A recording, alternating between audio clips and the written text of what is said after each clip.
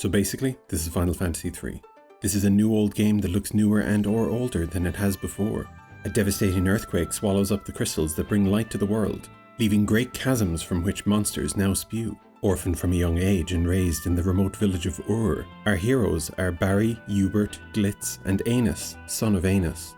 The 4 Onion Knights go exploring at a nearby cave, wearing only their finest military parade uniforms, and accidentally drop deeper than they planned. Barry, the red one, and therefore the leader, takes point as they journey through the cave and discover a large crystal. They are immediately surrounded by a group of shadows who reveal themselves to actually be one turtle, but the very cold wind that they found in a chest makes short work of it. Though oddly blue for a wind crystal, it is however able to speak quite well. It gives them its power, bestowing upon them the knowledge and skills needed to follow a more interesting path than whatever an Onion Knight is. And so, Barry, the warrior, Hubert, the white mage, Glitz, the black mage, and, unable to resist an intense urge to punch things with his bare fists, Anus, the monk, set off on their journey to defeat an admittedly vague threat. Their first stop is their hometown Ur, where people spend their days hiding things and immediately telling everyone how to find them. They visit Toe Papa, named as such because he is like a father to them, and also his head looks like a toe. He is very open to the whole saving the world thing and tells them to get going. So they travel to the nearby town of Kazas, where everyone has been turned into crime scene chalk outlines by a djinn's curse. They meet Sid, a particularly talkative outline who, in typical Sid fashion, has an airship, which he hid under a desert. The heroes borrow it and fly to Sassaneh Castle, and it's pretty much the same story there. While looting the castle for valuables, they learn that a mithril ring is needed to seal away the djinn. Good news, Princess Sarah has one. Bad news, she's missing. Thinking maybe the djinn is behind her disappearance, they go to its cavern, which is teeming with undead. Fortunately, what heals the living kills the unliving, as Hubert thoroughly enjoys demonstrating. They soon find Sarah, who went there of her own accord to stop the djinn. She insists on carrying on and joins the heroes on their quest, Pikachu style. They find the djinn and he gloats that the ring is useless because he's joined forces with the darkness. They fight him the old-fashioned way, and actually once you slap him around a bit, the ring works plenty good. Sarah throws the ring into a pool at Sassaneh Castle, and the curse is broken. The princess, who appears to have developed feelings for 4 people simultaneously, sadly tells them she has to stay with her father at the castle. For their good deeds, the king bestows upon them the greatest honour he possibly can, a canoe. Victorious, they return to Kazas and meet with Sid, whose true form is one of those Scandinavian Christmas gnomes apparently. He joins them to return to his wife in Canaan, and they attach a battering ram onto the airship, even though it's still over at the djinn's cave. They ram the airship into the giant boulder that blocks their path, surprisingly destroying the boulder, and unsurprisingly destroying the airship too. Arriving in Canaan, Sid thanks the heroes, then leaves, but they soon meet Selena, a girl bedridden with worry since her boyfriend Desh went missing after travelling to Dragon's Peak. The heroes head to Dragon's Peak, which is just a name surely. Oh wow, that is a big dragon. They begin to carefully climb the mountain, hoping to avoid the dragon's attention, and yeah, no, that's not gonna work. The dragon picks them up and drops them into its nest, but hey, at least they found Desh. The dragon attacks and oh wow, it's actually just straight up Bahamut. They escape with Anus a bit worse for wear, by just jumping down and I guess landing like a mile away, then use magic to turn themselves into gnomes and enter Tozus, the gnome village. They travel through a secret tunnel and find a cave of Vikings, who are just pirates, they're not fooling anybody. The captain warns them of the Nepto dragon, who is making the sea too dangerous to sail, and offers them his ship, the Enterprise, if they deal with it. Rather than take the boat to certain death, they decide to investigate the nearby temple. Still tiny, they enter through a statue's eye socket, and battle to the death with a giant rat, which is probably just a normal rat actually. It leaves behind a gem, which they place in the statue's eye socket. This binds the Nepto dragon's soul back to its body, and as thanks, it gives them the Fang of Water. They take the Enterprise and head to Tokal, where the buildings are damaged and the residents are quite literally very jumpy. Rightly so, as it turns out, as they're being attacked constantly by soldiers from the nearby desert. They head to Castle Argus to seek out the king, but find it empty. Even all the chests were empty when they got there.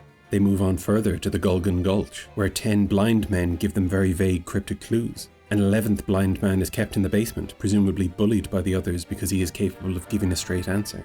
He tells them to go to the Tower of Owen, where Desh's destiny awaits, and gives them toad magic, which is needed apparently. They turn into the most confident looking toads I've ever seen, dive into a pool of water and arrive in the tower, where a suspicious voice taunts them, and Desh fairly abruptly remembers that he's an ancient. At the top of the tower, they find Medusa, who is capturing the tower for someone called Zand, and is really committing to the whole snake hair thing. They make short work of her, but there's a problem. The tower's furnace is the only thing keeping the continent floating in the sky, and also apparently the continent is floating in the sky. And let me tell you, this furnace is not meant to be full of snakes.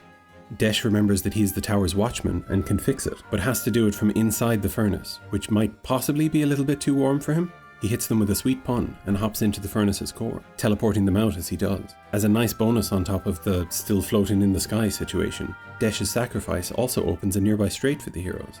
They spare Selena the details of her boyfriend's admittedly pretty badass death and take the boat to a newly accessible island where they find a colony of dwarves. One of their precious horns of ice was stolen by a thief called Gutsko, and they are weirdly insistent that the heroes, who they have just met, retrieve it for them. The heroes use the old toady-divey trick again to travel through the subterranean lake and find Gutsko, who is also snake-themed. They beat him and retrieve the Horn of Ice. They are followed out of the cave by an inconspicuous and obviously trustworthy straight line on the ground, but as they bring the horn back to its altar, the line reveals itself to be Gutsko, who steals both horns, intending to use their strength to take the fire crystal's power for himself. They follow him to the Molten Cave, which is definitely not just a name, though strolling shoulder deep through lava turns out to be a surprisingly painless experience. They catch up to Gutsko, who, thanks to the power of the confusingly blue fire crystal, is able to turn into a low-budget Godzilla villain. Thanks to Glitz's devastating ice magic, they dispatch him with relative ease and claim the fire crystal's blessing, allowing Barry to finally wear full-length pants. The heroes return to the Dwarven Hollow with the horns, but a random person somehow arrives without a boat and tells them that Tokul is being burned down by someone called Hein. With his last breath, he gives them a very abrupt and on-the-nose gameplay tip, then dies. Wishing to reward the heroes for their deeds, a dwarf moonwalks his way to the treasury, which they, not used to being given treasure willingly, gladly accept. They return to Tokul, ready to cause some havoc, and immediately get captured. Not a great start. They awaken to find themselves imprisoned in that creepy tree castle that's been wandering around the desert. They find they are sharing a cell with King Argus, who explains that Hein is mind-controlling his soldiers. They use the old shrinky-sneaky trick again and escape the cell, then soon find Hein, a skeleton so fashionably dressed that it seems a waste to just murder him. Ah well. The tree itself thanks them and offers to drop everyone home safely. It floats its way home to the living woods, then gives the heroes the Fang of Wind, which should be useful in case any vague evil darkness shows up. They return to Castle Argus, where the king gives them the Wheel of Time. They bring this to Sid, who uses it to convert their boat into an airship. Aboard the airship Enterprise, they are able to leave the floating continent, only to find that the rest of the world is basically just very terribly, extremely wet. Fittingly, one of the few remaining islands holds the water temple, and the heroes go in search of what must be, for once, an appropriately blue water crystal. They find that, okay, yes, it is blue, but it's pretty miserable looking compared to the others. A voice calls out to them, telling them that only Arya, a priestess of water, is able to touch the crystal. Lacking any clues, they search the other smaller islands and find a shipwreck. In the belly of the boat, they find an old man who has been caring for a bedridden woman. He explains that the entire world was flooded by the earthquake, and the two of them are the only survivors of the world. So that is not great. The good news, though, is that once they give her an antidote, the woman is good as new and reveals herself to be Arya. With her by their side, the heroes return to the temple and take the crystal shard to the nearby Cave of Tides. They descend through the cave and find, well, now that's a water crystal. Arya returns the shard to the crystal and gives it back its signature gleam. However, a shadowy figure appears and shoots an arrow at Barry, but Arya pushes him out of the way and takes the hit. The figure reveals itself to be the Kraken, who is just a mess. Can we call this snake-themed as well? I'm counting that one. Once again, Glitz's elemental magic proves devastating, and the Kraken is no more. As Arya breathes her last, she bestows upon them the power of the water crystal, but another enormous earthquake strikes. As the others helplessly panic, it seems as though time stops for Aenus. Feeling the crystal's energy coursing through his veins, he finally determines his reason for living. He knew he needed to punch, yes, but to what end? He communes with the universe itself as a single word enters his mind, never to be unseated. Glam. He will write and perform a cosmic symphony, and his fists are the only instrument he'll ever need, as he is reborn as the Starman. Certain that the father he never knew would be proud, Aenus smirks as the cave collapses around them. The heroes awaken in Amur, town of water, 3 days after the earthquake. Very confused, they get a bit of a recap from the townspeople. See, instead of everyone drowning, they returned to stone as the world flooded. Then the power of the water crystal lowered the water levels and woke everyone back up, so no harm done. It'll be an interesting year for farmers, but they'll get over it. They learn that a paranoid fancy pants named Goldor has chained the Enterprise down, and he also has a crystal conveniently. Unfortunately, his manor can only be reached by crossing a dangerous bog, which is presumably a good description for pretty much everywhere these days. Also in the town are the Fellows, who think they're the Warriors of Light, but I mean, look at them. To reach the manor, they need to get special shoes from Delilah, an old woman who lives in the sewers. They save the Fellows from goblins, and the Fellows convince Delilah not to give the heroes explosive trap shoes. This is, believe it or not, actually happening. Whatever that was behind them, the heroes journey to Goldor's manor, which proves there is no accounting for taste. They face off against Goldor, but before he is defeated, he destroys the suspiciously not blue crystal. The heroes leave mostly empty-handed, but having freed their ship, they can now explore the newly reclaimed, but definitely still soggy world. They are almost instantly shot out of the sky, and land outside Castle Saronia, in the middle of a giant battle. The king has bizarrely split his army into two and forced them to fight one another. In the city, they find the prince, save him from the peasantry, and return to the castle. Though Prince Alice was exiled previously, the king allows him in, but shows up that night to try to kill him. Minister Gigametz appears as well and eggs him on, but the king stabs himself instead, breaking free from Gigametz's mind control. This would have been dramatic had the heroes met any of these people more than 45 seconds prior. Embarrassed, Gigametz turns into a giant birdman, Garuda, and attacks. Unfortunately for him, the heroes brought their anti-air arsenal. The king dies and Prince Alice takes the throne. As thanks, he has his group of dandy engineers present the heroes with a new airship, the Nautilus.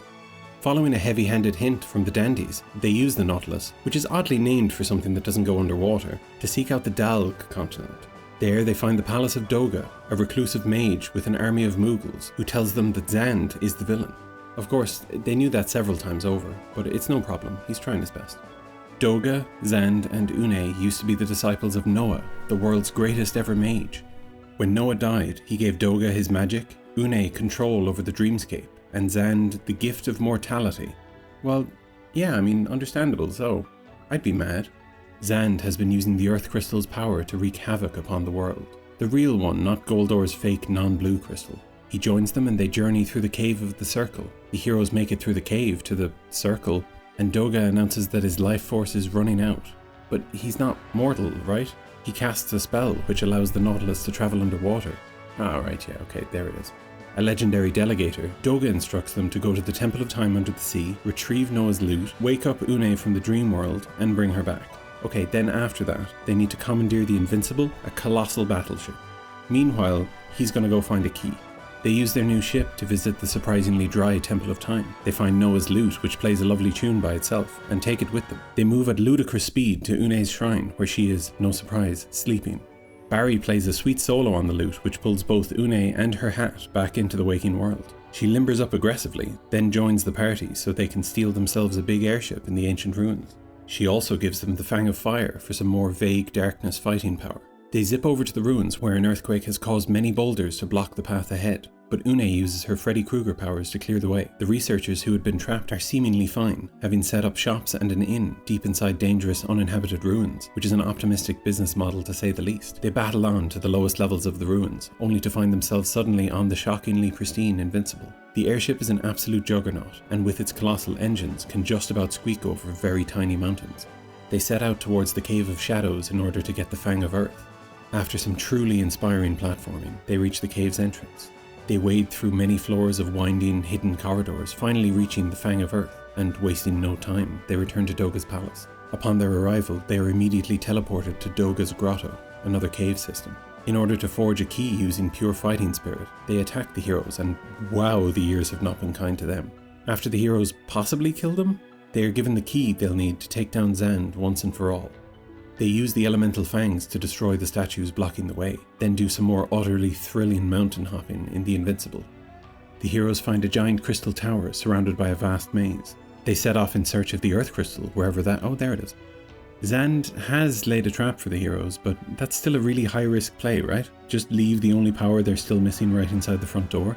Well, anyway, the Earth Crystal gives them its power and also mentions the Cloud of Darkness, capital letters and all. So maybe the evil isn't so vague anymore, but also definitely still is.